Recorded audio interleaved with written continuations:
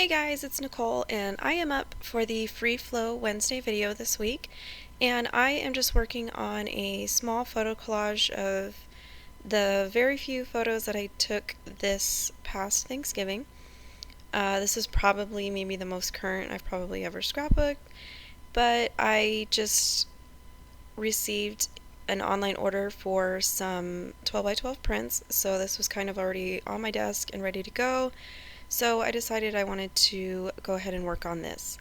And I lately have been getting my 12 by 12 prints done through a website called Scrapping Simply, and so far I am really happy. I think most of the time it's $1.99 per 12 by 12 print. I always get the matte, and they always come packaged really well. I've never had any issues.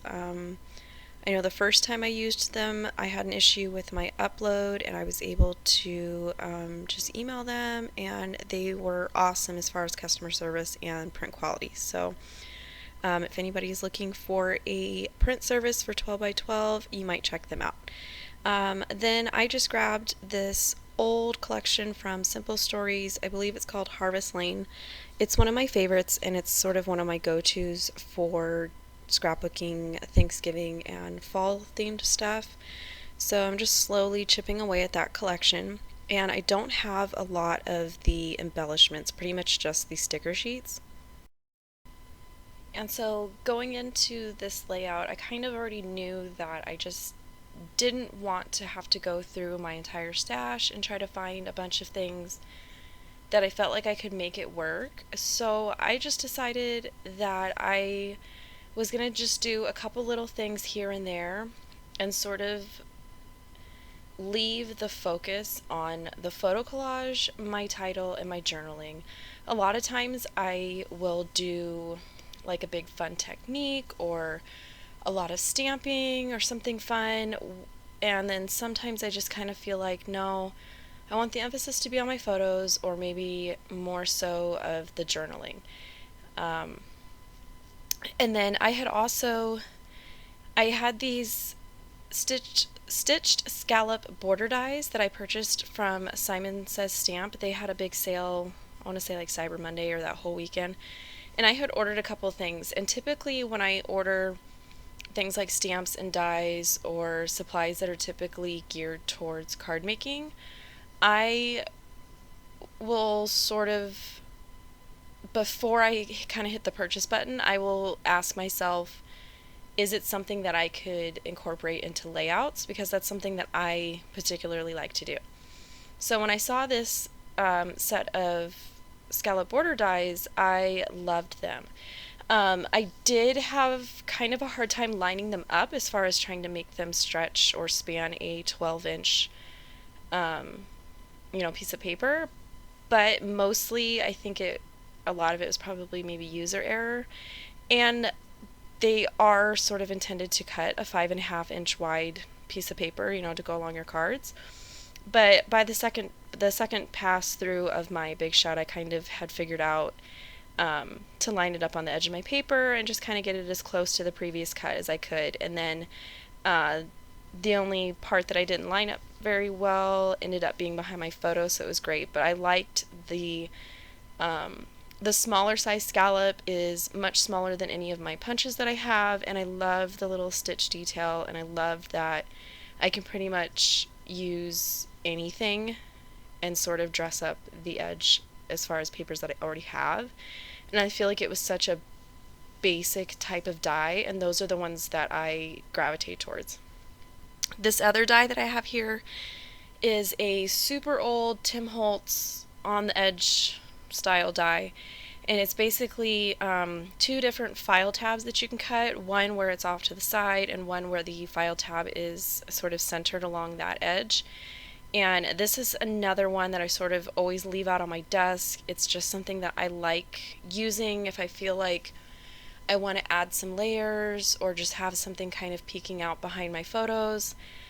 I like tabs and labels and that type of thing. So anytime that I can kind of make my own is definitely a bonus. And I saw recently, I have it saved somewhere online, somebody came out with the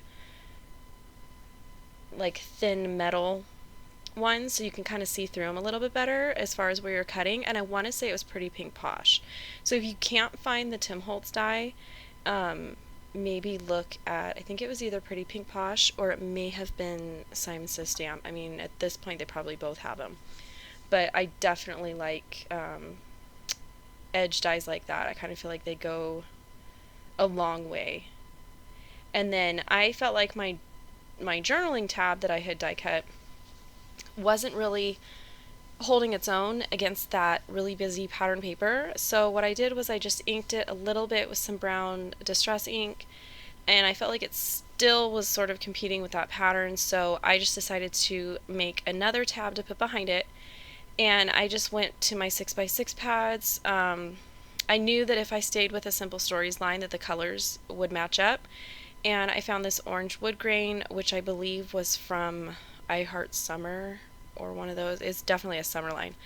And I don't have a problem mixing collections, especially within a brand, because I know that the colors will match and sort of the tone and the feel will carry over. And then I thought I had enough letters to spell Thanksgiving, and then I was just going to put the year. And I figured out I had already used all my S's, so I'm just going to put thankful for my title with a period. And then again, as far as my embellishments, I just kind of, not in like a lazy hurry up and get it done mentality, I just really didn't want to sort of put too much stuff on my page to where my photo would keep getting sort of pushed back behind a bunch of stuff on the layout. So I will typically just put a couple things here and there to sort of catch your eye. So in this instance, I put a couple stickers as far as on the tabs. I nestled one above my title where the letters kind of made this sort of awkward spacing. And then I took another sticker from the alphabet set that matched this and just went ahead and, again, I added sort of more basic embellishment with it with the staples from the Tiny Attacher. And then we all know that thickers, especially chipboard thickers, don't like to stick on their own, so I just grabbed some liquid glue to go ahead and put those on there. And then I kind of had a blowout almost towards the end. My bottle decided to just explode all over, so I had a little bit of a mess to clean up, but luckily that glue really does dry matte, so you can barely tell that I kind of had an oozing issue, so that was kind of nice.